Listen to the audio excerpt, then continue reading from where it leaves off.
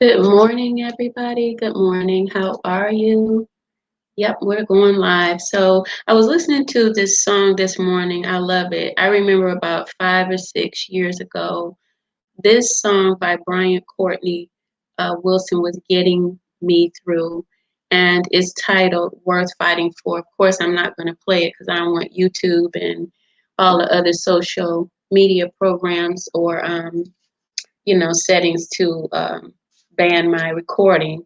But if you go and you pull him up, his name, you will be inspired to continue your journey. I heard him back then saying, pressing forward. But there were words in the song that he even brought forward saying that um, he was God's child and he was worth fighting for. A lot of people don't see that in their lives or that they are worth fighting for because something in their life has made them feel less than. Well, if you go and listen to this song, you'll feel worth fighting for, and then your mission, you will fight for your mission. No matter what hell sends you, you'll continue to fight for your mission. So this is healing affirmations. And so I'm going to give you one. And also go to 1 Corinthians first. Let's go there. And I highlighted something that Paul said concerning gifts because so many people, they mimic other people and they never find the uniqueness of who they are and the gifts that God has given them.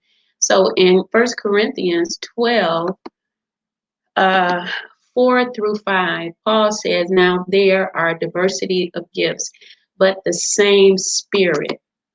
And there are differences of administrations, but the same Lord. And there are diversities of operations, but it is the same God which worketh all in all. But the manifestation of the Spirit is given to every man to profit with all. Profit with all. And sometimes that's where you're going to prosper is in your gifting, in your calling. So listen to this song because it's really fitting. It takes you to another level. It makes you open your mind to see that just because you get up every day and you go to a 9 to 5 job doesn't mean that's how you're going to prosper. God may have something more for you, and it's going to be up to you and I to meet God in the presence to understand that. So once you find that you were worth fighting for, you will then embrace your gifting, your calling, the works that you are here to do to set the paradigm shift of change in this world. By the way, that's where we are, a lot of uncertainty. People living by old standards. It may not work for you anymore because things have changed in a way where the people are actually going to get their power back.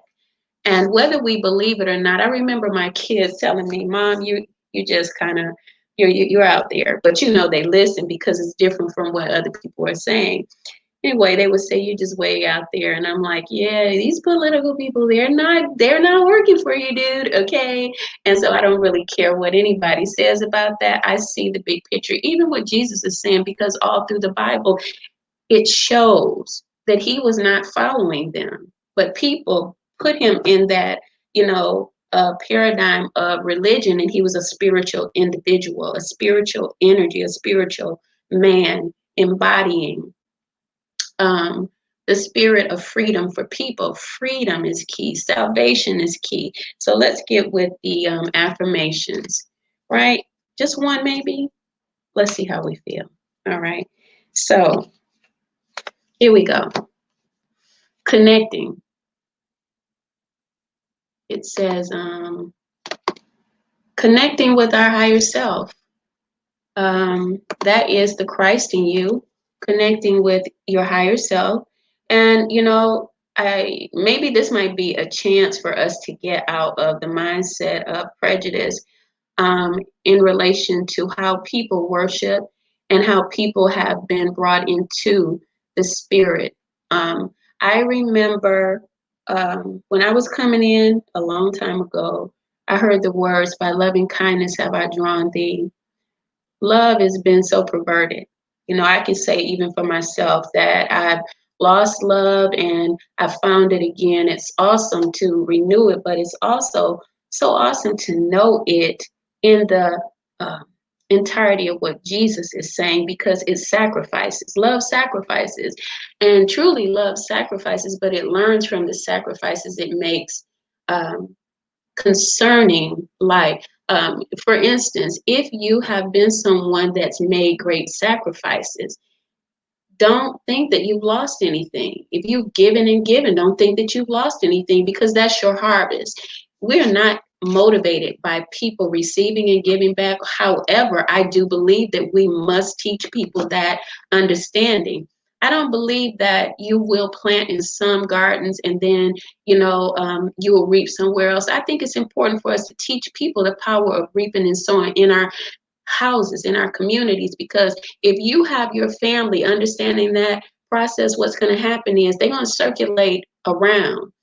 I don't want you to overlook me. I'm just going to tell you how it is, because it doesn't make sense to me that I need to go and sow into somebody else's garden for what I need when it's right here in my life. I believe in sowing into people's lives that's here. So connecting with the higher power, that's what I receive. Going deep. I think that it's something that you have to study and find for yourself, but that's how I see it. I believe that the network is right with you. I believe that we overlook gifts even within our sector. We've been to churches and gifts have been looked over. Even the gifts that's been looked over in people has caused them to become depressed and oppressed, and no one knows it. That's a teaching in its own self. So here, this affirmation is connecting with our higher self, the Christ, whatever spiritual energy or individual that you worship, because I'm not going to tell you that you're wrong. Connecting with our higher self is easier than most people think. Yet without this connection, it is often difficult to find strength, understanding, and inspiration we need to live our lives. Find somewhere quiet where you can be undisturbed for a while. Somewhere in nature is especially good, and sit or lie down and simply intend to connect with your higher self. When it is guidance from your higher self, the answer often pops into your mind even before you finish formulating the question. So, whatever questions that you have, go within, meditate, and you will get the answer. I was talking to my mother yesterday, and again, this is, something that I grew up with, but I just couldn't take that conditioning. Um, One of my cousins is needing prayer. She's been hospitalized, had an aneurysm. God bless her. I know she'll make it through a lot of different situations in the last month, 6 months she's experienced. And so my mom said that she told her, why me? And my mother said, don't ask that question anymore. And my mother went on to talk. And when she finished, I said, why did you tell her not to ask God that? And she said, because we should just be grateful. I said, we are grateful, but we have a personal relationship where, God is like a father to us. That means, and so on, that we should be able to ask our father questions. I remember, my grandmother and her friends, they would go and be in the line to cast their vote. It would be an all-day job. She would come in and, after years of seeing that as a little girl, I said, why? And she said, it's just things you don't ask. Then there was, quite a few of her friends that was dying, and friends were there in the house. And I said, why is this happening? Why is everybody dying, right? And her friend said, you don't ask God questions. Man, I'm gonna tell you, that stayed with me, because I just don't have the same God to serve. I have to ask God stuff, because people are not gonna tell me the truth like that. I get answers, and if you don't get an answer, in your head, God will show you in the Bible. Tell him to take you to the Bible and give you some understanding on why this is happening. So going forward, my mom stopped in her tracks when I asked her, and she said, you know what? You're right, because, in my eyes, it's religion. If you have a personal relationship with Christ, and I believe you can ask Christ anything. Therefore, there's limitations that we put on God. That means that we'll be limited in our giftings and our callings. you wouldn't be able to connect because you're still trying to figure it out. My understanding of Christ is that that's why I got saved, so that he could help me, spirit could help me to heal my life where I was in control. When you're in Christ, you lose control.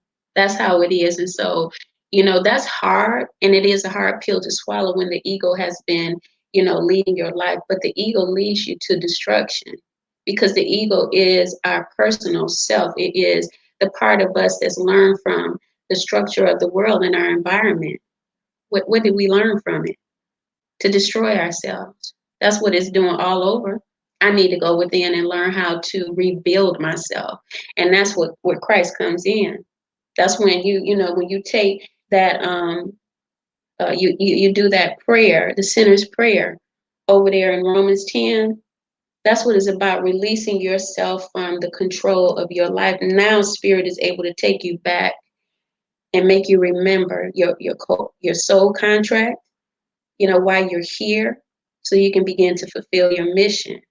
So connecting with your higher self means that you're going to listen, but you also going to ask questions, because that's prayer. When you ask the question and spirit comes in and gives you something, or it's the other way around, it gives you a question that you need to answer. It's going to provoke you to think about what you need, what you're going to do, and the next step. Even when you're in business, when you're in relationships, and a lot of times, listen, I can tell you from my own experience that, I made choices in life predicated on my ego, my desires. And I suffered for it. So where's the question at that you need to ask, Kim? What I need to ask is how to get out of the hell I put myself into, right? And that's what God is all about. Taking you back to the beginning and giving you renewed life, restored life. That's your connection with the higher self, and connecting to find how to work with your gift, not to mimic your gift according to what others have done and said, right? So you guys be blessed. I'm going to close out now. Share share this video with someone. And next week on the 9th of June at 3:00 p.m., we're going to be doing a PTSD class. It's going to go for 4 weeks because, you can see a lot of that going on. People don't even know that they have it. And it just dawned on me one day, about a month ago, because I feel like I experienced it. I'm like a vulnerable person. I don't care about telling people anything that's going to help them to evolve and develop their lives in a greater way. So if you want to be a part of it, you can inbox me on Facebook, go to ifwbuilders@gmail.com and, ask questions, or pay, for the class. It's $75 for 4 weeks. Somebody else that may need it. Families, I'm telling you, because I found that there's marriages that suffered because of veterans that have had it, and you can know how to handle them. The Veterans Administration has a lot of information on it, where they have dealt with, the soldiers, but a lot of people believe that it's soldiers, but it's not. People are suffering from stress, and it becomes a syndrome in the body because it's not taken care of. So again, you guys be blessed. Cash App, IFW Builders, and you can pay for it, and I'll give you the information, and that's your reservation. So be blessed, and thank you so much for tuning in. Bye-bye.